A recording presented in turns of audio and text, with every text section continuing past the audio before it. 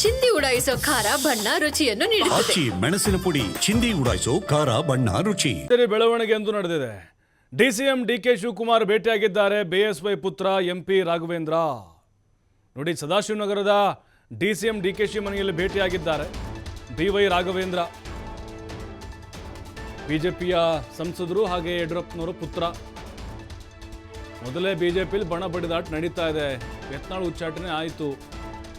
ಅವರು ಆರೋಪ ಮಾಡ್ತಾ ಇದ್ರು ಅಡ್ಜಸ್ಟ್ಮೆಂಟ್ ಮಾಡ್ಕೊಳ್ತಾರೆ ವಿಜೇಂದ್ರ ಯಡಿಯೂರಪ್ಪ ಡಿ ಕೆ ಶಿವಕುಮಾರ್ ಜೊತೆ ಅಂತ. ಈಗ ಈ ಭೇಟಿ ಏನಿದೆ ಅದು ಸಹಜವಾಗಿ ಅನುಮಾನಕ್ಕೆ ಕಾರಣ ಆಗಿತ್ತು. ಬಟ್ ಈಗ ಬಿ ಜೆ ಪಿ ನಾಯಕರು ಡಿ ಕೆ ಶಿವಕುಮಾರನ ಭೇಟಿ ಮಾಡೋದು ಸಹಜ ಅಂತ ರಾಘವೇಂದ್ರ ಹೇಳಿದರು. ಏನಿಲ್ಲ, ಪುತ್ರನ ವಿವಾಹ ಇದೆ, ಅಂದರೆ ರಾಘವೇಂದ್ರ ಅವ್ರ ಮಗನ ಮದುವೆ ಇದೆ, ಅದಕ್ಕೆ ಆಮಂತ್ರಣ ಕೊಡೋಕೆ ಬಂದಿದ್ದೆ ಅಷ್ಟೇ. ರಾಜಕಾರಣದ ಬಗ್ಗೆ ಯಾವುದೇ ಚರ್ಚೆ ಆಗಿಲ್ಲ. ಚುನಾಯಿತ ಪ್ರತಿನಿಧಿಗಳು ಡಿ ಕೆ ಶಿ ಭೇಟಿಗೆ ಬರೋದು ಸಹಜ, ಇದರಲ್ಲಿ ರಾಜಕೀಯ ಏನೂ ಇಲ್ಲ ಅಂತ ಬಿಜೆಪಿಯ ಸಂಸದ ಬಿವೈ ರಾಘವೇಂದ್ರ ಸ್ಪಷ್ಟವಾಗಿ ಹೇಳಿದ್ದಾರೆ. ಯಾಕಂದರೆ ಯತ್ನಾಳ್ ಆರೋಪವನ್ನು ಮಾಡ್ತಾ ಇದ್ರು, ಅಡ್ಜಸ್ಟ್ಮೆಂಟ್ ಪಾಲಿಟಿಕ್ಸ್ ಇವ್ರದು ಅಂತೇಳಿ. ಸಹಜವಾಗಿಯೇ ಕುತೂಹಲ ಇತ್ತು, ಅದಕ್ಕೆ ಸ್ಪಷ್ಟನೆ ಕೊಟ್ಟಿದ್ದಾರೆ.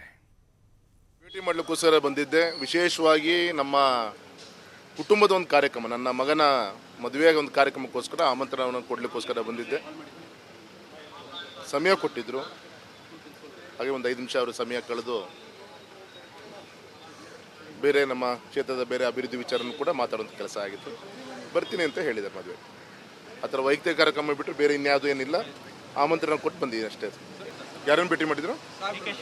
ಸಹಜ, ಒಂದು ಅಧಿಕಾರದಲ್ಲಿದ್ದಾಗ, ಸರ್ಕಾರ ಇದ್ದಾಗ, ಕ್ಷೇತ್ರದ ಒಂದು ಅಭಿವೃದ್ಧಿ ವಿಚಾರದಿಂದ ಎಲ್ಲರೂ ಬರ್ತಾರೆ.